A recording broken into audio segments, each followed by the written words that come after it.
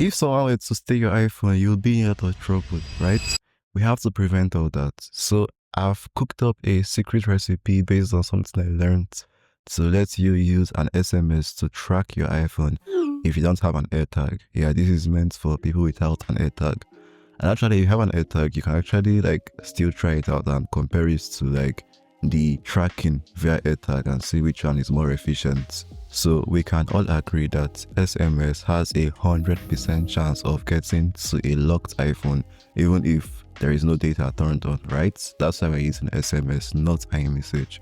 And also, if someone steals your phone, at some point, they're going to have to turn the phone on to, examine the device and check what kind of iPhone it is, and also think about how much they can fetch from the device if they try selling it, right? So I've taken my time to break down all these steps to make it as concise and simple to implement as possible. We need to begin with the basics to maximize our security protocol and make sure the sequence is unbreakable by anyone. The first thing you need to do, first and foremost, is make sure you have an eSIM in your iPhone, because the eSIM is what we are going to have to rely on in the case that we need to track it. That's because eSIM is that SIM that can't be removed from a locked iPhone no matter what. The next thing you want to do is go to your Face ID and passcode settings and make sure the control center is disabled while the iPhone is locked, to prevent our thief from being able to turn on airplane mode if they suspect foul play somewhere. And finally, make sure you go to your notification settings and make sure you turn off notification previews to make sure that when it's happening in real time, the thief would have no idea what's going on and won't see the need to run away or dump the phone somewhere you can't find it. So now that we have gotten all that out of the way, we need a particular iCloud shortcut, which I'm linking in the description of this video. So you can actually get the shortcut and customize it to suit your taste. So we need to modify our shortcut by selecting it and clicking the 3 dots next to it on the shortcuts app.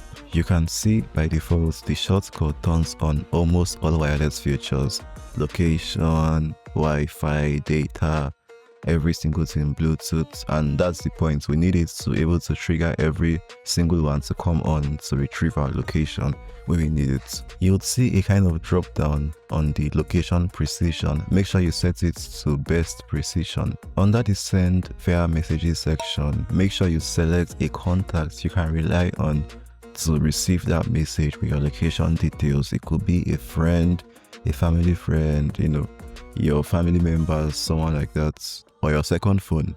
Then adjust the drop down under it and turn off show when run to prevent our thief from being able to tell again that anything is going on. After all that, click on done in the top right corner of the shortcuts page. At this point, you want to go into settings, scroll to the bottom. On iOS 18, you'll see apps. Click on apps, scroll down till you find the shortcuts app and go into it. Then we want to grant every single permission we can to shortcuts.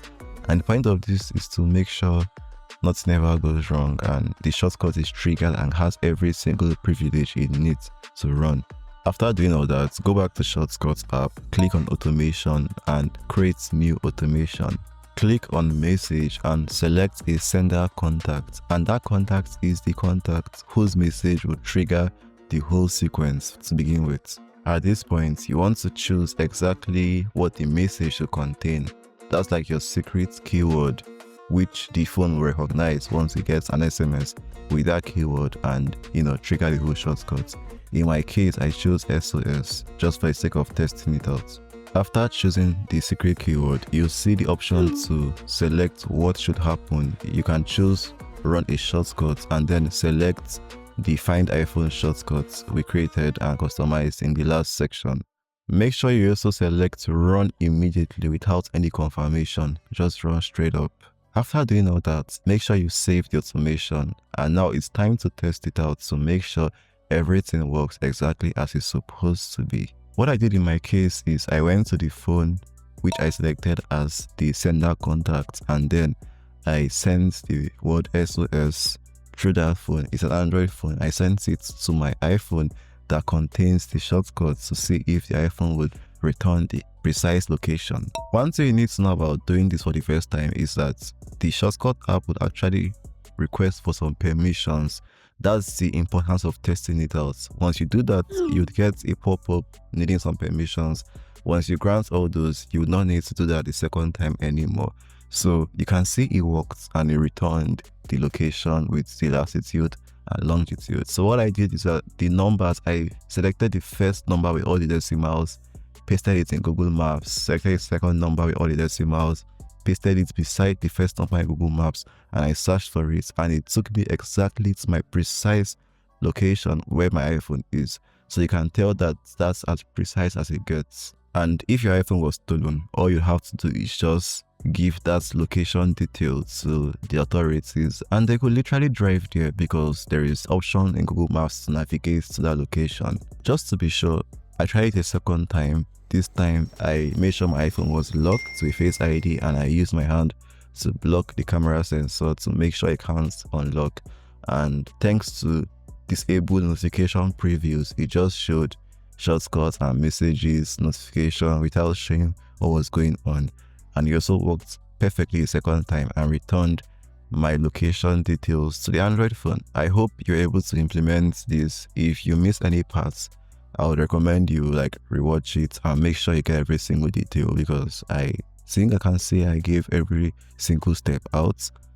Also, I want to get the kind of feedback on how I sound in terms of voice clarity today, because I literally had to remake this video due to poor quality of audio. Yeah, thanks for bringing that to my attention, by the way.